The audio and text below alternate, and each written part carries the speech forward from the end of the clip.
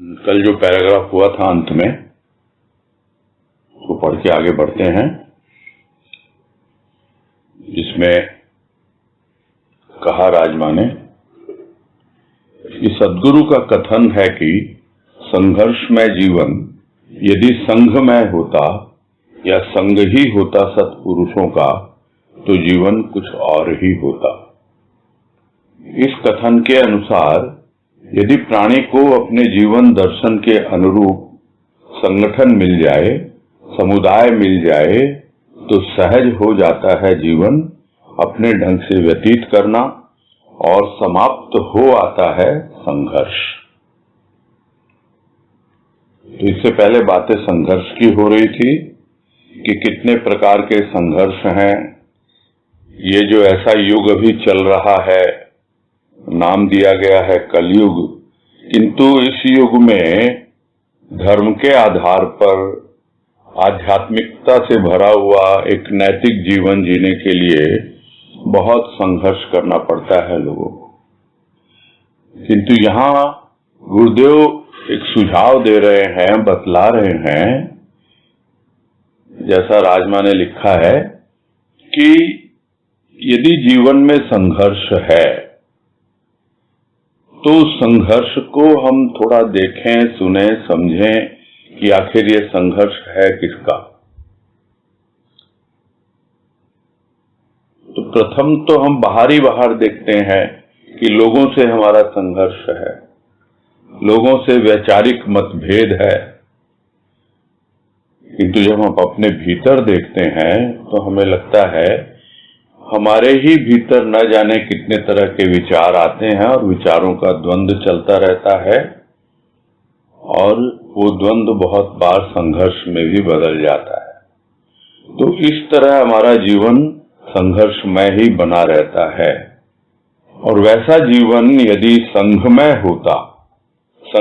होता यानी किसी एक आधार को लेकर के उसके इर्द गिर्द हमारी सारी वृत्तियां, उनका ताना बाना बुना जाता और हमारे विचार, हमारे भाव संगठित होकर एक साथ एक ही दिशा में अपना पूरा एफर्ट करते, पूरा प्रयास करते, तो यह तो एक तरीका हुआ। और या फिर संग होता सत्पुरुषों का, महापुरुषों का, संतों का, तो दो चीजें हैं, या तो हम स्वयं कुछ कर पाएं और या फिर हम ऐसे महापुरुषों का संग ग्रहण करें जिससे हमारे भीतर संघर्ष की जो प्रवृत्ति है वो दूर हो। संघर्ष होता क्यों है? इसका सीधा सा कारण है कि हम अपने विचारों को समझ नहीं पाते हैं। कभी इस तरफ चले जाते हैं, कभी उस तरफ चले जाते हैं, निष्पक्ष नहीं हो पाते। एक न्यायाधीश की तरह, एक जज की तरह यदि हम निष्पक्ष होके दोनों प्रकार के पक्षों को, दोनों प्रकार के विचारों के पक्ष को देखें, तब हमको चीजें समझ में आने लगती हैं। और यदि ऐसी अवस्था में हमें सद्गुरु के भाव का, उसके प्रेम का संग मिल जाए, क्योंकि सत्पुरुषों का संग और है क्या? सत्पुरुषों का संग है उनकी आइडियोलॉजी, यानी जिस राह पे वो चले और हमें बता के गए, उसका संग हमें मिल जाए तो फिर जीवन कुछ और ही हो जाता है। सारा संघर्ष जीवन से पलायन कर जाता है। तो इस फिलॉसफी के आधार पर यदि हम खोजें कि भाई कोई ऐसा संगठन हो, कोई ऐसा समुदाय हो जहां जाके हमारा संघर्ष पूरा हो, यानी संघर्ष मिट जाए, तो सहज हो जाता है जीवन। और हम तो कितने भाग्यशाली हैं कि हमें ऐसा संगठन मिल गया, ऐसा समुदाय मिल गया जिसके प्रणेता हमारे सद्गुरु हैं बाबा हैं, तो स्वाभाविक है हमारे भीतर की भावना क्या होनी चाहिए कि ये मिल गया तो अब जीवन को तरीके से बिताएं। जो उन्होंने हमें दिशा निर्देश दिए हैं, अपनी वाणी के द्वारा जो संदेश दिए हैं, उसके अनुसार अपना जीवन व्यतीत करें, तो अपने आप ही हमारे जीवन से संघर्ष समाप्त होना प्रारंभ हो जाता है। आज कह रहे हैं संगठन अर्थात सत्संग, एक ही विचारधारा, भाव, एक ही रंग, एक ही ढंग से जीवन व्यतीत करने के इच्छुक मनुष्यों का एक समुदाय। इस समुदाय का प्रादुर्भाव किसी पूर्ण संत की कृपा से ही होता है, जिसके पास सूत्र है सभी प्राणियों को एक सूत्र में बांधने के लिए। उस सूत्र में, एक सूत्र में बंध जाते हैं विभिन्न जाति, कुल एवं देश के लोग। वह सूत्र व्यापक होता है, व्याप्त कर लेता है जन मन को देश देशांतर में। तो संगठन क्या है? संगठन यानी एकता, संगठित करना यानी एकत्रित करना। जो संगठन होता है उसमें एकत्व की भावना होती है और एक ही उसका आधार होता है, और उसी को सत्संग का नाम दिया गया है। बहुत जगह संस्थाओं का नाम संगठन रखा जाता है, बहुत जगह संस्थाओं का नाम सत्संग भी रखा जाता है, और स्थान के अनुरूप सत्संग के आधार पर उसका नाम सदन रख दिया जाता है, भवन रख दिया जाता है, या केंद्र रख दिया जाता है। इस तरह अलग अलग नाम दिए जाते हैं, किंतु उसके पीछे है क्या? उसके पीछे है सत्संग, सत्संग सदन, सत्संग भवन, सत्संग केंद्र, यह सब नाम दिए जाते हैं। और उसके पीछे है क्या? आधार क्या है? सत्संग, और वो सत्संग ही उस संगठन का रूप बनता है। तो संगठन सिर्फ और सिर्फ व्यक्तियों का नहीं होता, संगठन होता है विचारधारा का। तो एक ही प्रकार की विचारधारा और एक ही प्रकार का भाव और एक ही प्रकार का जीवन जीने का ढंग, और ये सब किसके आधार पे होता है? कि हम ढूंढ रहे हैं कुछ, कि हाँ भाई हमने देख लिया बहुत कुछ, हमारे मन के अनुकूल मिली नहीं चीजें हमको, तो हम ढूंढते हैं। तो एक तो यह होता है। तो वह समय था जब गुरुदेव सशरीर थे, उस वक्त की अवस्था यही थी कि लोग ढूंढते थे और उन्हें गुरुदेव मिल गए या मिल जाते थे, किसी के माध्यम से या सीधे सीधे भी।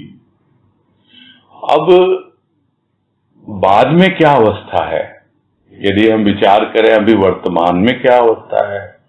वर्तमान में अवस्था यह है कि हम में से ज्यादातर लोगों को किसी न किसी रूप में हमारे सगे संबंधियों से सत्संग का परिचय मिला है। हमने इस संग को, संगठन को, इस सत्संग को खोजा नहीं है। यह तो हमारी झोली में सद्गुरु की कृपा से अपने आप ही आकर पहुंच गया। और अब क्या है? जब कोई ढूंढता है तो एक ही ढंग से जीवन व्यतीत करने के इच्छुक मनुष्यों को ढूंढता है। और अब जब हमें पता है कि सबका जीवन, भौतिक जीवन भिन्न हो सकता है, किंतु आध्यात्मिक जीवन, जो जीवन दर्शन है, जो जीवन जीने की फिलॉसफी है, वो तो हम सबकी एक ही है। ये हमें समझना होगा। तो इस तरह जो इच्छुक मनुष्य होते हैं उनका एक समुदाय बन जाता है, जिसे हम सत्संग कहें या संगठन कहें।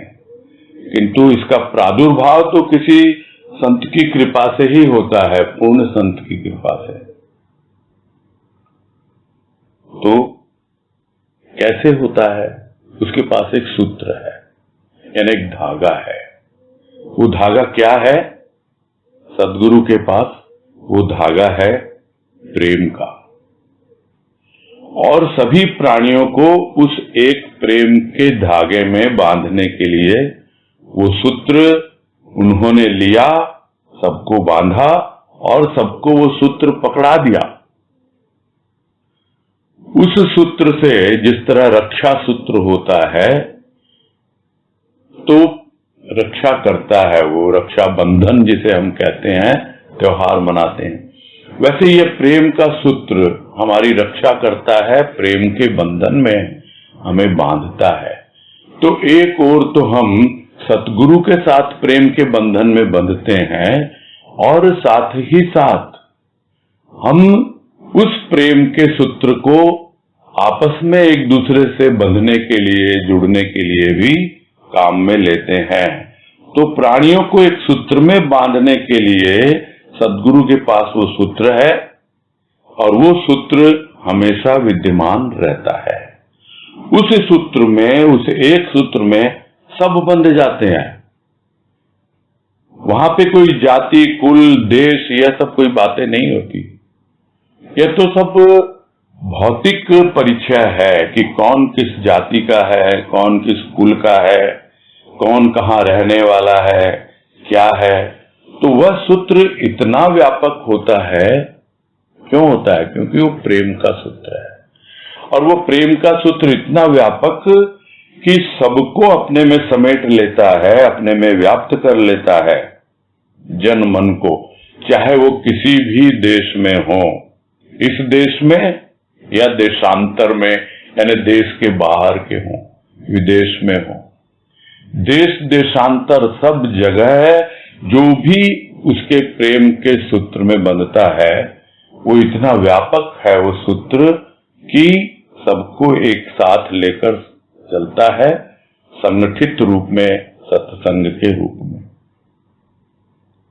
आगे है, संत की संपूर्ण साधना संपत्ति जब अर्पित होती है समर्पित व्यक्तियों के लिए, तो सहज में प्राणी अपने जीवन में परिवर्तन का अनुभव करता, अपने जीवन की अलौकिक दिव्यता का परिचय प्राप्त करता।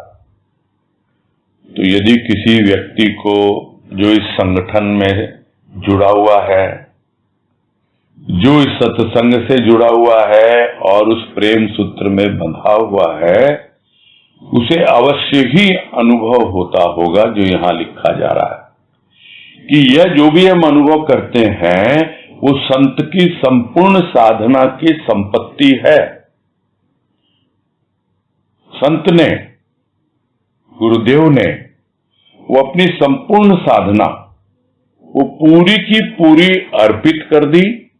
अर्पित नहीं, इस तरह से लोगों में पहुंचा दी कि जो कोई भी उसके प्रति समर्पित है वो बड़े ही सहज रूप से, बड़े ही आराम से अपने जीवन में परिवर्तन अनुभव करेगा। और जो पहले भी कहा गया कि वो परिवर्तन का प्रारंभ क्या होता है कि धीरे धीरे हमारे अंतःकरण का द्वंद्व दूर होता है, संघर्ष समापन की ओर बढ़ने लगता है। यह उसकी पहचान है। तो जीवन में परिवर्तन का अनुभव करता है वो समर्पित प्राणी बड़े सहजता से, और साथ ही साथ अपने जीवन की अलौकिक दिव्यता का परिचय प्राप्त करता है। यानी एक ऐसी अलौकिक दिव्यता है, देवत्व भाव, जो उसने उसके पहले इस लोक में कोई कल्पना ही नहीं की। उसका परिचय मिलता है उसको, किसको? समर्पित व्यक्तियों को। क्यों मिलता है? क्योंकि संत ने भी अपनी संपूर्ण साधना की संपत्ति, जो भी उनकी कमाई है, अपनी साधना के द्वारा सब की सब वो अर्पित कर देते हैं, समर्पित कर देते हैं। उन समर्पित व्यक्तियों के लिए, साधारण जन के लिए वो बहुत, क्या कहें, थोड़ी बहुत चीजें छोड़ देते, बस जिसको हम कह सकते हैं दूध को उबाला तो क्या हुई, वो साधना हुई, और उसको फिर हमने गाढ़ा करके किसी और पात्र में रख दिया तो वो वितरित होती है संपूर्ण समर्पित व्यक्तियों के लिए। और जो थोड़ी बहुत पुराने पात्र में जो खुरचन लगी होती है वो मिलती है उन लोगों को जो ऊपरी जीवन जीते हैं, पूरी तरह से समर्पित नहीं हुए, इसलिए उन्हें उस पौष्टिकता का अनुभव नहीं होता, उस परिवर्तन का, उस अलौकिक दिव्यता का अनुभव नहीं मिल पाता है। क्योंकि संत ने संपूर्ण रूप से अर्पित किया है तो अवश्य ही संत भी पूर्ण समर्पण ही चाहता है। आगे है, जब तक संत अपने लीला रूप में प्राणी को पोषित पल्लवित करते हैं तब तक तो सहज रूप में प्राणी संगठित रहते ही हैं। जब वे अपनी दैहिक लीला का संवरण कर दिव्यता में अंतर्ध्यान हो जाते हैं तब उनके भाव से लाभान्वित जीवों का संगठन भी उनको प्रसन्नता प्रदान करता एवं कृपा प्राप्त करता है। तो और स्पष्ट कर रहे हैं इस बात को यहां पर राजमा कि जब तक सशरीर है संत, यानी लीला रूप में है वो, तो हर कोई दौड़ा दौड़ा जाएगा उनके पास, जो भी उसकी समस्या होगी तो फिर जाने की जरूरत नहीं। जिन्होंने उसके प्रेम और भाव को अपना लिया वो तो सूक्ष्म में भी उनका अनुभव पाते रहे हैं, और उसका सबसे सुंदर उदाहरण तो स्वयं बीवी जी हैं कि भाव की जो अनुभूति उनको मिली वो देखा है, हमने बचपन से देखा है कि किस प्रकार का उनका जीवन रहा है। तो भाव से जो भी लाभान्वित जीव है वो लीला रूप में भले ही उनसे जाकर मिले या न मिले, स्थूल में सानिध्य हो या न हो, फिर भी एक आधार रहता है और बड़े सहज रूप में ही लोग संगठित रहते हैं। जो जुड़ते हैं उनको जुड़ने का एक बहाना मिल जाता है कि हाँ भाई गुरुदेव है, अभी साक्षात सशरीर विद्यमान हैं, और हम अब यदि यहां से पीछे हट गए तो फिर वो बुरा मान जाएंगे, हम उनको क्या मुंह दिखाएंगे, इसलिए देखा देखी ही लगे रहते हैं। किंतु जब वो अपनी इह लीला को समाप्त कर लेते हैं, शरीर की लीला को, यानी अपने शरीर को समेट लेते हैं और स्वयं दिव्यता में ही समा जाते हैं, शरीर को समेटते हैं और जो कुछ भी उनकी दिव्यता है, यानी जिसे हम यूं कह सकते हैं कि वो परमात्मा के रूप में ही परिवर्तित हो गए, सर्वव्यापी हो गए। तो स्थूल रूप से तो वो अंतर्ध्यान हो गए, तो क्या रह गया? अब उनका प्रेम और भाव रह गया। तो जो उनसे उनके जीवन काल में प्रेम और भाव से लाभान्वित हुए, उन्होंने ही उस प्रेम और भाव को आगे बढ़ाया और वही उनके संगठन का आधार बना। तो वो संगठन में आकर ही उनको प्रसन्नता मिलती है और वो कृपा का अनुभव करते हैं। तो इस तरह है, जो उनके भाव से लाभान्वित जीव है उनका संगठन वही उनको प्रसन्नता प्रदान करता और कृपा प्राप्त होती है उसको। यदि उनके भीतर स्वार्थ की भावना हो और ऊपरी पदार्थों के लिए हो तो फिर स्वाभाविक है वो ज्यादा दिन टिक नहीं पाते हैं। वो अपनी अलग एक दुकान खोल लेते हैं या किसी और के यहाँ चले जाते हैं। गुरुदेव के सामने भी देखा गया है, कितने ही लोग जुड़े हैं और जैसे ही उन्होंने शरीर छोड़ा वो अपना अलग से कुछ करने लग गए या पूरी तरह से ही अलग हो गए। कहाँ चले गए बहुतों का तो यह भी पता नहीं है। तो संगठन से जुड़े रहना, उसका आधार क्या है? उसका आधार है संत के प्रति जो उनकी श्रद्धा है, विश्वास है, और उससे भी महत्वपूर्ण है जिन्होंने उनके सूक्ष्म का आधार लिया है, प्रेम और भाव का आधार लिया है, वही आज भी उस संगठन से जुड़े हुए हैं और हमेशा उनकी कृपा के पात्र हैं, कृपा प्राप्त करते रहते हैं और हमेशा आनंदमय जीवन प्रसन्नता पूर्वक बिताते रहते हैं। आगे है, आज चारों ओर का वातावरण मानव के चित्त को चंचल बनाने में सहायक है। यहाँ सत्पुरुषों का संग मानव के चंचल चित्त को शांत कर उस पर प्रभु भक्ति का रंग चढ़ा देता है। एकत्रित होकर संगठित रूप में भजन का आनंद कुछ ऐसा ही ढंग है मनुष्य के विकास का, जिस प्रकार माता के संग से बालक सहज रूप में बड़ा होता है। माता अपने अबोध बालक की अबोधता को स्वीकार करती है। इसी प्रकार संत अज्ञानी जीवों के अज्ञान को भी सहज रूप में लेता हुआ इस ज्ञान के, भाव के, वाणी के दुग्ध से पोषित करता हुआ प्रतिज्ञा करता है उसके संपूर्ण विकास की। तो यह जिस वक्त लिखा जा रहा होगा वो वातावरण सोचे, लिख रहे आज का वातावरण, तो क्या वातावरण आज बदल गया है? ये है भाव सुमन पंचम पुष्प से, यानी लगभग आज से भी 25 वर्ष 26 वर्ष पहले और भी ज्यादा। तो जो चारों ओर का वातावरण आज भी वैसा का वैसा, बल्कि और उस दृष्टिकोण से तो चित्त की चंचलता को बढ़ाने में सहायक ही हुआ है। क्योंकि उस वक्त कोई मोबाइल नहीं थे, उस वक्त कोई फेसबुक और व्हाट्सएप ग्रुप नहीं थे, उस वक्त लोगों के माइंड को डिस्ट्रैक्ट करने के लिए, उधर उधर भटकाने के लिए बहुत कम साधन थे। किंतु हाँ, जिसका मन चंचल है वो तो ढूंढ ही लेता है कोई न कोई साधन, तो फिर वातावरण भी वैसा ही बन जाता है। तो वातावरण मानव के चित्त को चंचल बनाने में सहायक आज भी है।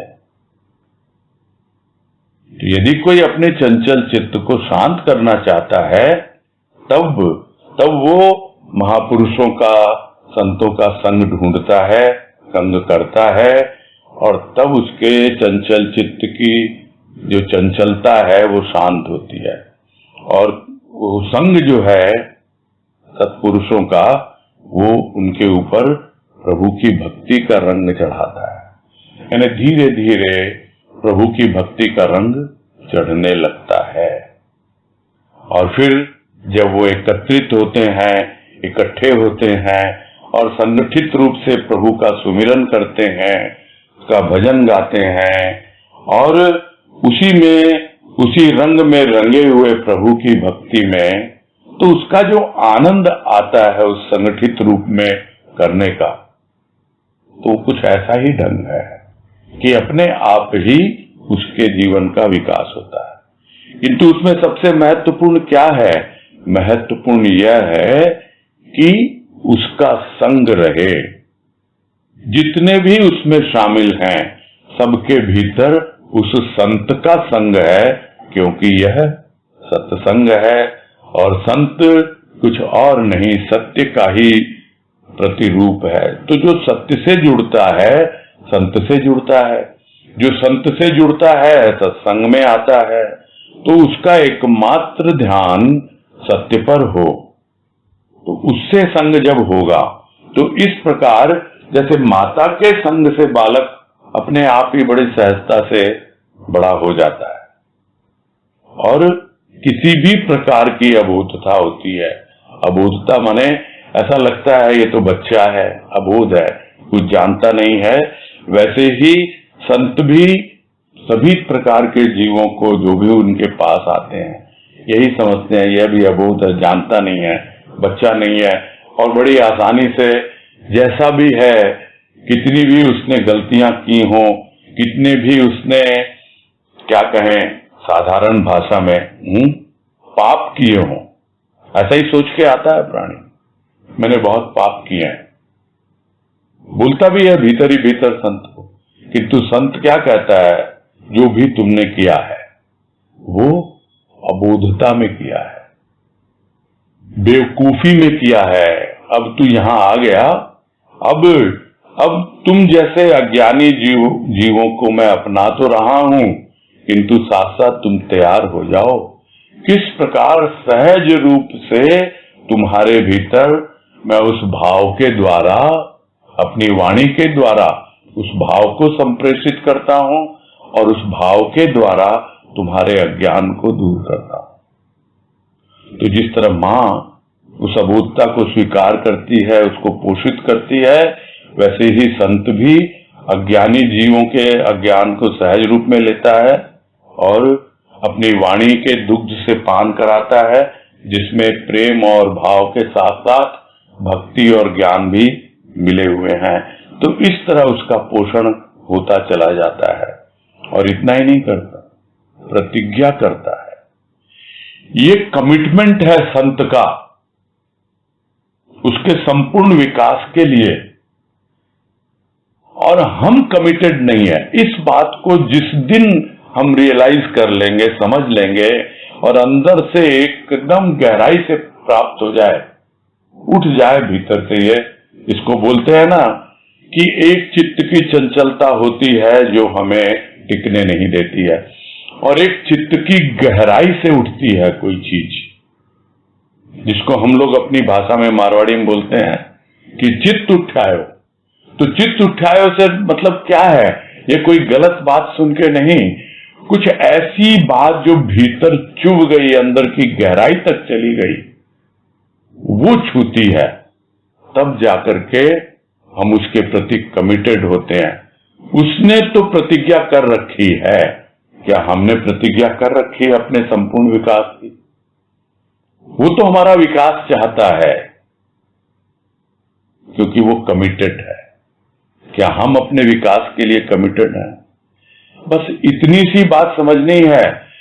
अब जब हम संघ में हैं, संगठन में हैं, सत्संग में हैं, समुदाय में हैं, कुछ भी नाम दे इसको, हम सबके सब उसके प्रति कमिटेड हैं। क्यों? क्योंकि वो हमारे प्रति कमिटेड है।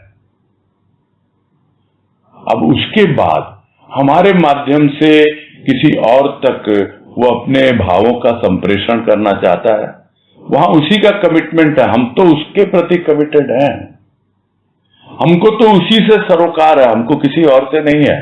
हाँ, कोई प्रभु प्रेमी है, कुछ इस तरह की बातें करता है, हम करते हैं आराम से। बोलते बोलते भजन की पंक्ति याद आ रही है कि बस तेरे दरबार से सरोकार रखता हूं, बस तेरे दरबार से सरोकार रखता हूं, प्रेमी हूं मैं, प्रेमियों से प्यार करता हूं। हम भी प्रेमी, तुम भी प्रेमी, दोनों प्रभु के प्रेमी। तो अपने आप ही उस प्रेम का वितरण होता है, उस प्रेम के सूत्र में सब संगठित रहते हैं।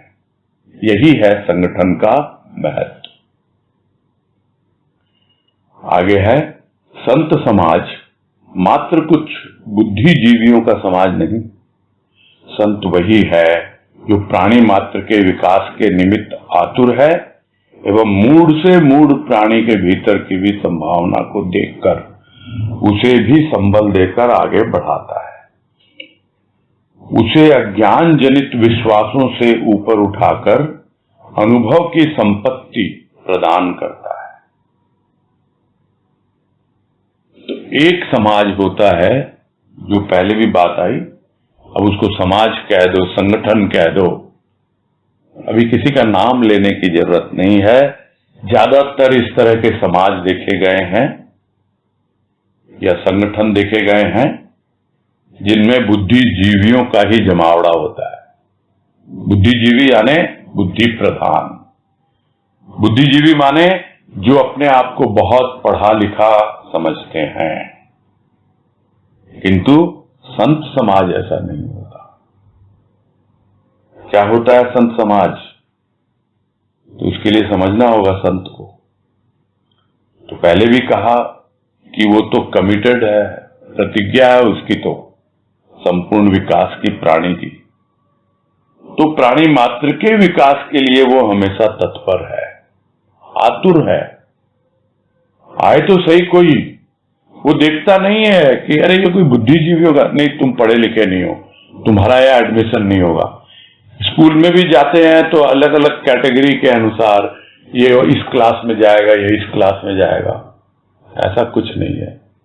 जो जैसा है सबको उसी अवस्था में, मूढ़ से मूढ़ प्राणी भी, यानी बिल्कुल अज्ञानी से अज्ञानी, मूर्ख से मूर्ख, बिल्कुल उसकी बुद्धि काम भी नहीं कर रही हो, कुछ भी नहीं उसको आता हो, वो भी उसका भी स्वागत करता है संत। और इसलिए क्योंकि वो प्राणी मात्र के विकास के लिए प्रतिबद्ध है। यह है संत की भावना। और उसके भीतर वो देखता है कि हर एक प्राणी के भीतर कुछ न कुछ संभावना छिपी हुई है। और वो संभावना क्या कहती है? प्रेरणा मिलती है संत से। वो संभावना क्या कहती है?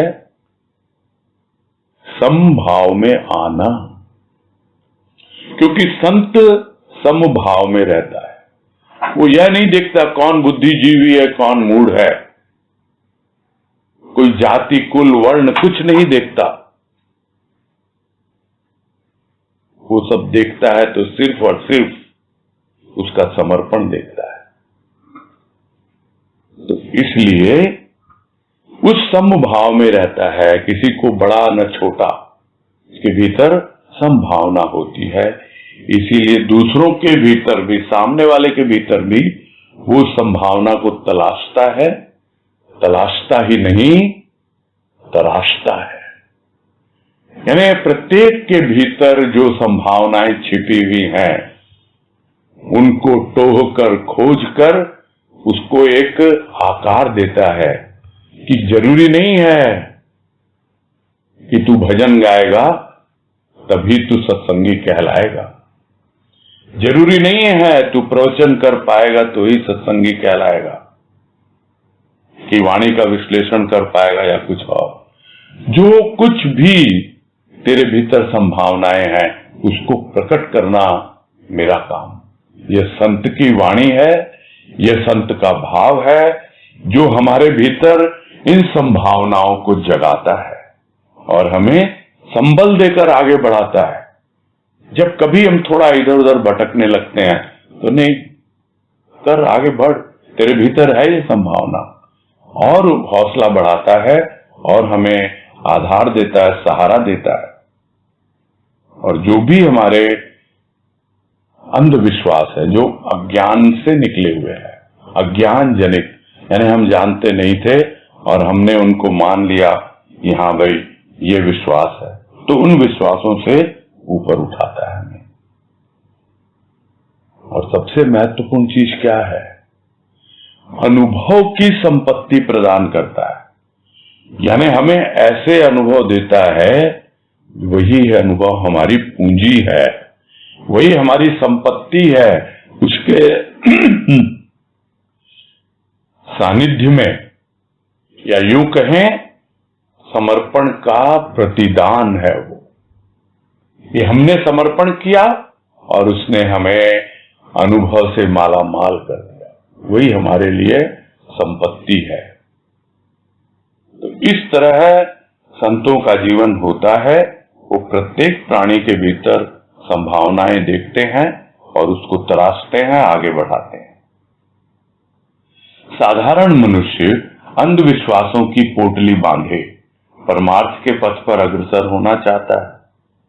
अंधविश्वास का पाथेय उसके परमार्थ के पथ पर काम आने वाला नहीं, अतः वह इस पोटली को बांधे भाव में भटकता रहता है। संत विश्वास ही नहीं दिलाता अनुभव का, संत विश्वास ही नहीं दिलाता, अनुभव का ऐसा अमृत पान कराता है कि जिस अमृत का पान कर व्यक्ति स्वयं को सतपथ पर अग्रसर होने में समर्थ पाता है।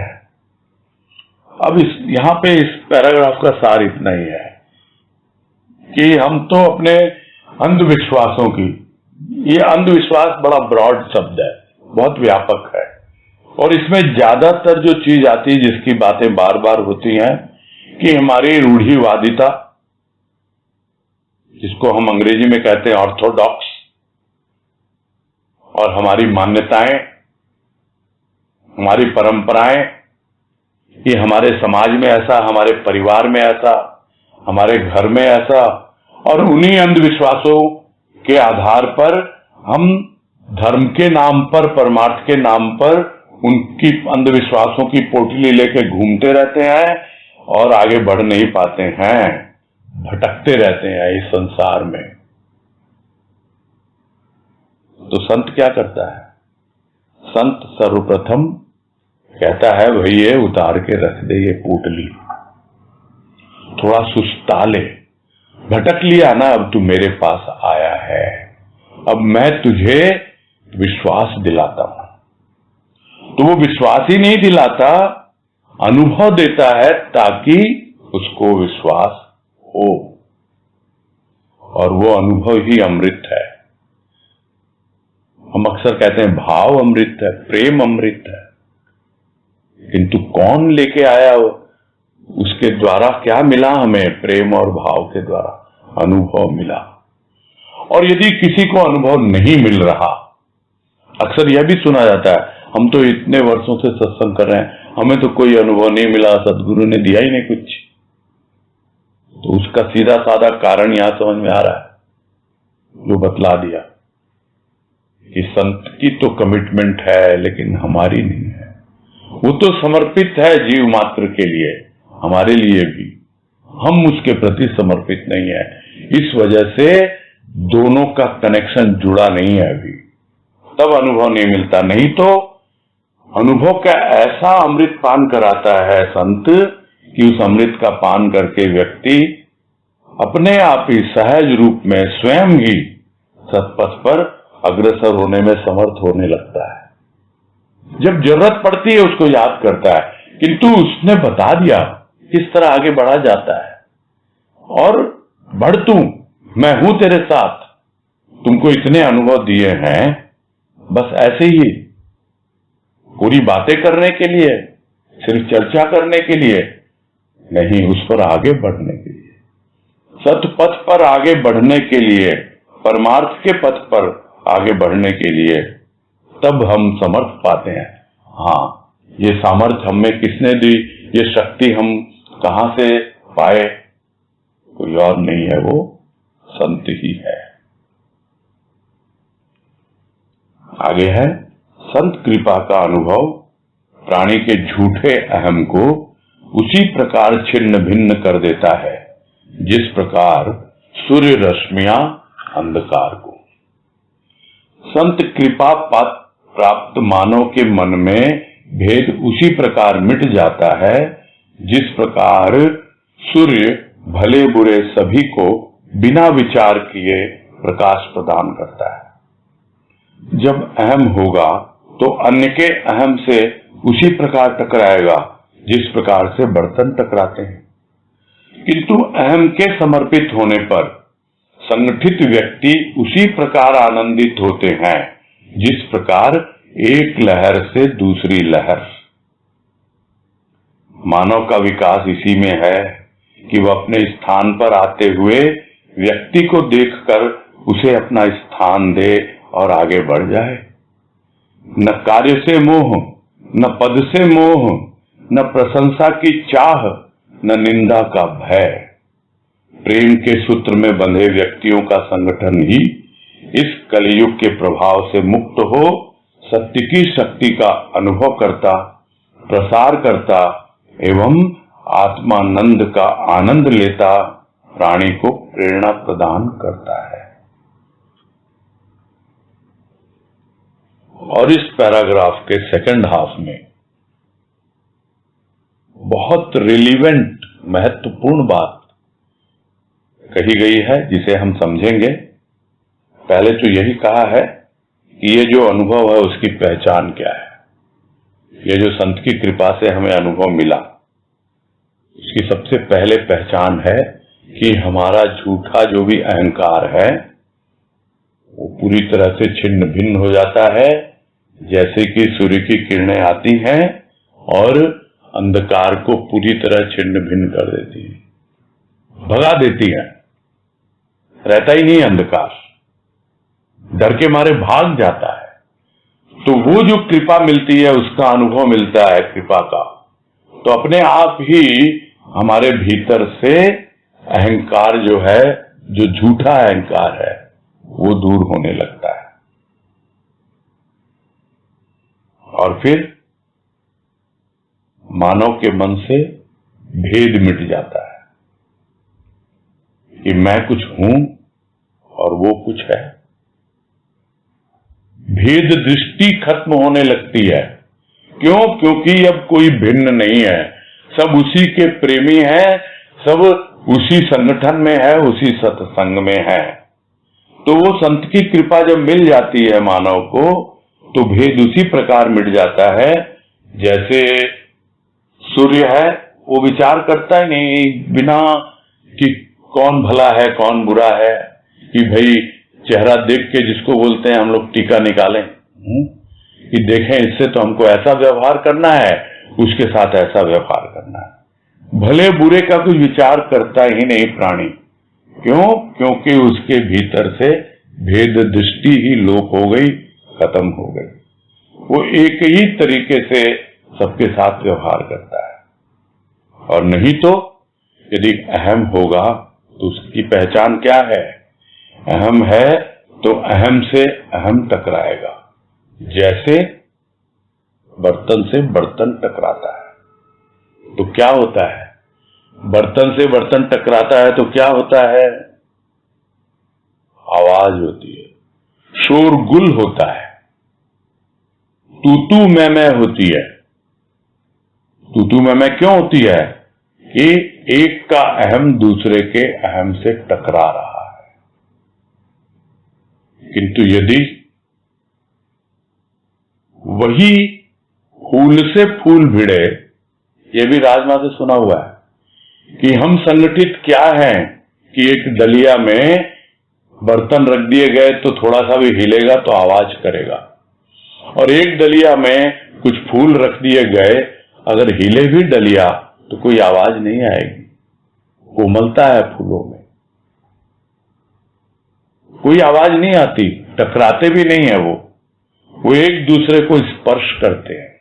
टकराना अलग होता है, स्पर्श करना अलग है। अब जब अहम समर्पित हो गया तो क्या है? तब जो संगठित व्यक्ति है वो अहम टकराएगा नहीं उनका, वो एक लहर की तरह आनंदित होगा।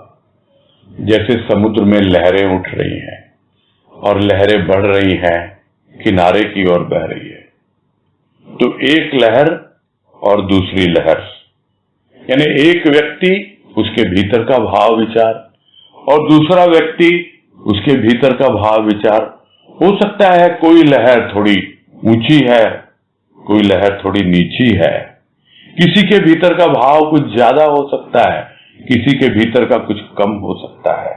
किंतु जब अहम समर्पित हो जाता है तो संगठित व्यक्ति आनंदित होता है कि जिस तरह मैं बढ़ रही हूं किनारे की तरफ, वैसे ही मेरे पीछे जो लहर है वो भी बढ़ रही है उसी किनारे की ओर।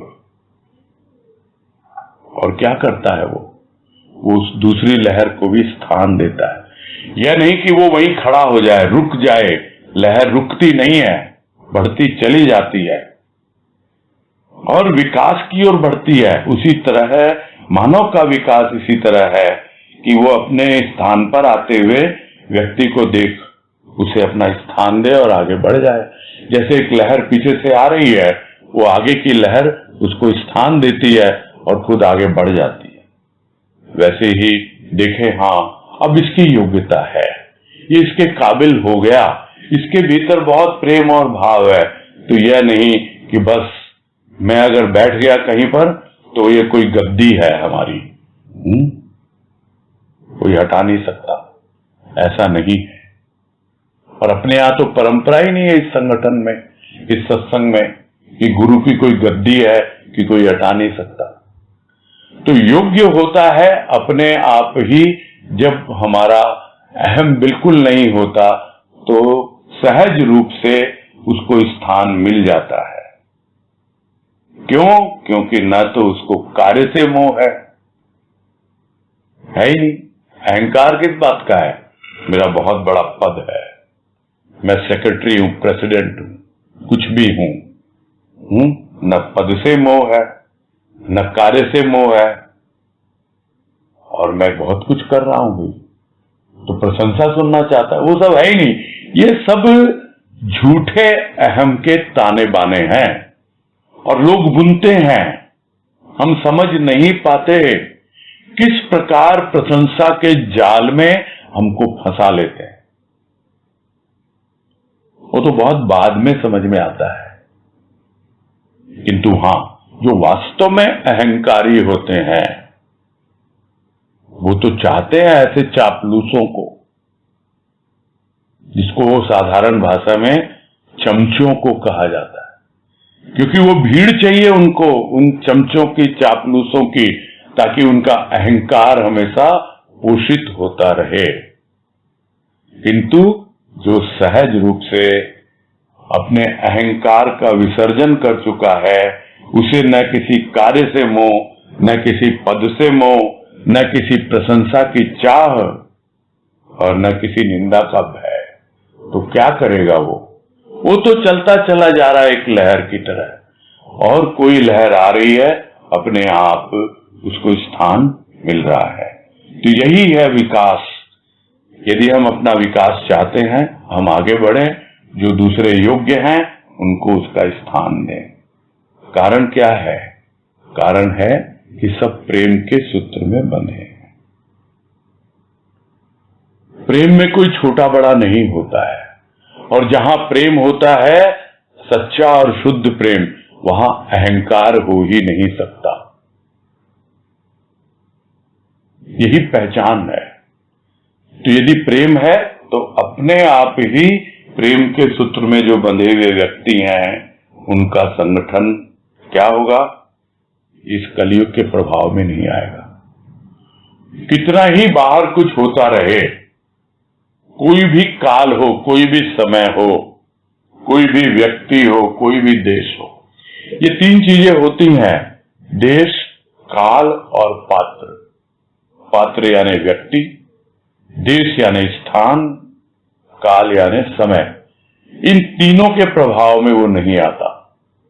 जो प्रेम के सूत्र में बंधा हुआ है, प्रभु के प्रेम में, और इस संगठन से पूरी तरह जुड़ा हुआ हो, तो इसके प्रभाव में आएगा ही नहीं, कलयुग के प्रभाव में। उससे मुक्त है, और जो सत्य से जुड़ गया सत्संग के माध्यम से, उस सत्य की शक्ति का अनुभव करता है वो। और जब वो अनुभव करता है तो अपने आप ही उसके द्वारा उसका प्रसार होता है, और जब प्रसार होता है तो अपने आप ही उसे आनंद की अनुभूति होती है। तो ऐसा प्राणी प्रसार करता हुआ आत्मानंद की अनुभूति का आनंद लेता हुआ प्राणी मात्र को प्रेरणा देता रहता है। किसी को बोलने की जरूरत नहीं होती है, उद्घोष करने की जरूरत नहीं होती है कि संत ने तो ऐसा जीवन जिया और हमने भी उसकी प्रेरणा से वैसा ही जीवन जिया। कभी राजमा किसी को बोलने नहीं आए, हमने सबने अनुभव किया है। यहाँ किसी व्यक्ति की बात नहीं है, जो भी बात थोड़ी देर पहले हो रही है, न देश की बात है, न काल की बात है, न पात्र की बात है। यहाँ तो सत्य की बात है, और सत्य एकमात्र है जो देश, काल और पात्र से परे रहता है। तो जो सत्य की शक्ति का अनुभव करेगा, वो स्वयं तो आनंद लेगा ही, और प्राणी मात्र के लिए प्रेरणा का स्रोत बनेगा। प्रेरणा प्रदान करने का कारण बनेगा। आगे कह रहे हैं, ये अंतिम पैराग्राफ है इसका लेख का, कि हे सद्गुरु, हे भाव योगी, तुम्हारे शरणागत भक्त सदा ही तुम्हारे भाव का एकत्रित हो आनंद लेते रहें, झूठे दंभ, दर्प, अभिमान से बचकर सत्य की ज्योति जगाते रहें, ताकि सत्य के पिपासु जन तुम्हारे भाव योग के प्रति उसी प्रकार आकर्षित हों जिस प्रकार ज्योति को देखकर पतंगा। और इस लेख को पूरा करते करते यही है कि संगठन की क्या शक्ति होती है। वो प्रार्थना कर रहे हैं गुरुदेव से, और हम भी करते हैं, सभी करते हैं कि हे सद्गुरु, हे भाव योगी संत, जो भी तुम्हारी शरण में आया है, जो भी तुम्हारा भक्त है, उसका क्या एकमात्र लक्ष्य हो? एकमात्र लक्ष्य हो तुम्हारे भाव का रसपान करना। तो जब कभी भी एकत्रित हो, संगठित हो, सत्संग का एक रूप बने, तो तुम्हारे भाव का आनंद लेते रहें एकत्रित होकर। और जो कुछ भी झूठा अहंकार है उससे बचें। ये तीनों का अर्थ एक ही है, दंभ, दर्प, अभिमान, सब पर्यायवाची शब्द है अहंकार के। दंभ यानी घमंड, दर्प झूठा, जिसको होता ना फुफकारता है सर्प,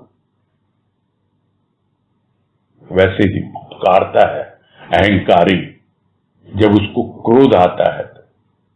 तो यह सब झूठे हैं, झूठे दंभ, दर्प, अभिमान यानी झूठे अहंकार से बचा रहे, भाव का आनंद लेता रहे और सत्य की ज्योति जगाता रहे। यही उसका लक्ष्य हो कि जो भी सत्य का पिपासु जन तुम्हारे भाव के प्रति आकर्षित है, उनमें उस भाव की जागृति हो, उस भाव से उनका योग हो, भाव योग के प्रति उनका आकर्षण बना रहे, और इस प्रकार खींचा चला आए उस भाव के लिए।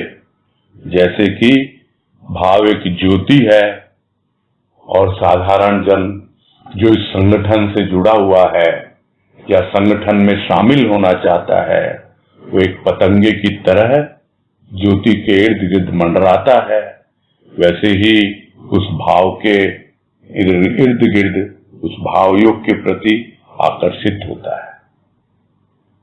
ज्योति और पतंगे में क्या चीज है? एक आकर्षण है। हमारे भीतर भी है वो ज्योति। हमारा मन है पतंगा, हम जान नहीं पाते हैं अभी वो पतंगा कहां मंडरा रहा है, अभी वो मंडरा रहा है अभाव में। किंतु जब भाव की ज्योति भीतर अनुभव में आती है, तब अपने आप ही वो हमारा मन आकर्षित होता है उसके प्रति। और मां के प्रति लिखा हुआ ये एक भजन, इसकी भी पंक्तियां याद आ गई अब, कि मन पतंगा फिरे क्यों यहां से वहां, मन पतंगा फिरे क्यों यहां से वहां, प्रेम लौ जगमगाती है तेरा जहां। दिल को रोशन करे ऐसी शम्मा है तू गुरु आत्मा मेरी मां भी है तू, धड़कनों में बसी मेरी जान भी है। ये कोई व्यक्ति नहीं है, वो प्रेम का प्रतिरूप है, प्रेम की प्रतिमा है मां। तब हम समझ पाएंगे कि प्रेम होता क्या है। जिस प्रेम की बातें हम करते रहते हैं, जिस भाव की बातें हम करते रहते हैं, तो जब तक उसके प्रति आकर्षण हमारे भीतर नहीं आता, तब तक हम कहने को तो सत्संग में है, संगठन में है, किंतु अभी भी समर्पण की कमी है। और गुरुदेव तो समर्पित है हमारे प्रति, हम उनके प्रति समर्पित हो जाएं तब समझ में आए। बस यही पूरा कर।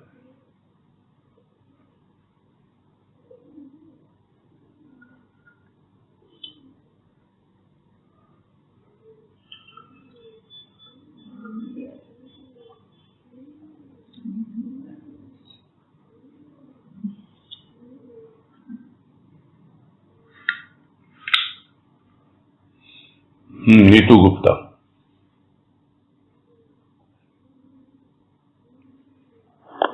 हरिओम भैया। हाँ हरिओम, बोलिए। मन में भाव आ रहा था, हमारे अंतर की विकटता में शांत नहीं रहने देती। जैसे जैसे हम उसके संपर्क में आते हैं, भीतर की अग्नि और प्रज्वलित हो जाती है। नहीं, 1 मिनट मैं आपको इंटरप्ट करूंगा जरा सा, है ना? हाँ हाँ हाँ। ये जो अभी लास्ट में टाइम होता है ना 2-5 मिनट का, हाँ, ये इसीलिए होता है कि हमको जो बातें हुई है ना आज, हाँ, या इस लेख से संबंधित, हाँ, उसमें कुछ अगर जिज्ञासा हो उसको पूरा करेंगे। हाँ, अपनी बस यही है कि मन की जो भीतर की विचारधारा है, मन बुद्धि चित्त अहंकार, उसको मैनेज करना चाहते हैं, मतलब उसको उसमें प्रभु में लगाना चाहते हैं सही प्रकार से। तो वही पूछना चाहते हैं कि अपने भीतर की अवस्था को उसके चरणों में समर्पित करना चाहते हैं, तो कैसे कर पाए? कैसे? समर्पण का तो एक ही तरीका है, उड़े लो पूरी तरह, सेलेक्टिव नहीं होना, पूरी तरह एकदम समर्पण होता है, पूरा टोटलिटी में होता है कि भाई ये तो अच्छी अच्छी चीजें हैं, अच्छे अच्छे भाव विचार, ये तो मेरे अपने हैं, मैंने अपनी बड़ी साधना से इनको अर्जित किया है। हाँ, जो निरर्थक है, जो मेरे कंट्रोल में नहीं है, वो मैं तुम्हारे चरणों में डाल रही हूँ, ऐसा नहीं। टोटलिटी में संघ में एकत्रित करके उसको उसके चरणों में समर्पित कर पाए। संघ के प्रति समर्पण नहीं है, समर्पण सदगुरु के प्रति है। अच्छा, हाँ, नहीं डालना तो उसी के चरणों में है, बस संघ हो जाए उन सबका एक। नहीं, संघ तो फिर भीतर आपकी भावनाओं का संगठन होगा, विचारों का संगठन होगा। अच्छा। तब जाकर के आप उसके प्रेम भाव से जुड़ेंगे, तो जो सिमिलर प्रेम भाव ऐसे विचार रखने वाले हैं, एक तरह के विचार रखने वाले, तब उनसे हम सामंजस्य बैठा पाते हैं। ठीक है, ठीक। हाँ, हरिओम। हरिओम। हाँ, अनीता तुलसियान। प्रणाम भैया। हाँ, नमस्कार। हाँ भैया, अभी लास्ट में बात आई, लास्ट के पैराग्राफ में कि वो ज्योति भी हमारे भीतर है और पतंगा मन रूप का बताया, वो भी हमारे भीतर है। तो इस बात, दोनों चीज हमारे भीतर, इस बात को थोड़ा सा और समझना चाह रही थी भैया आपके। दिखती नहीं है ना ज्योति।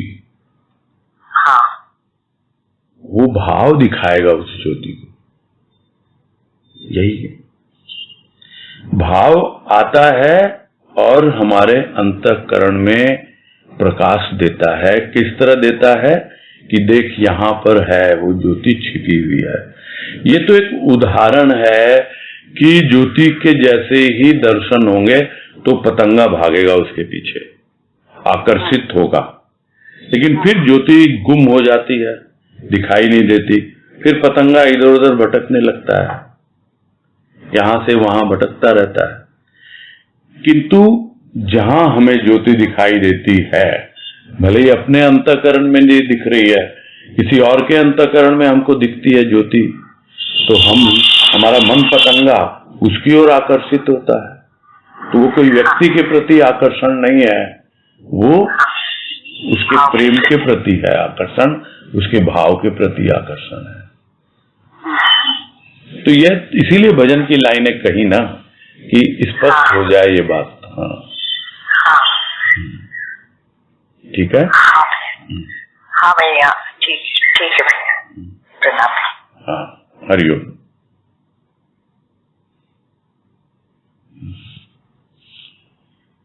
ठीक है, समय भी हो रहा है,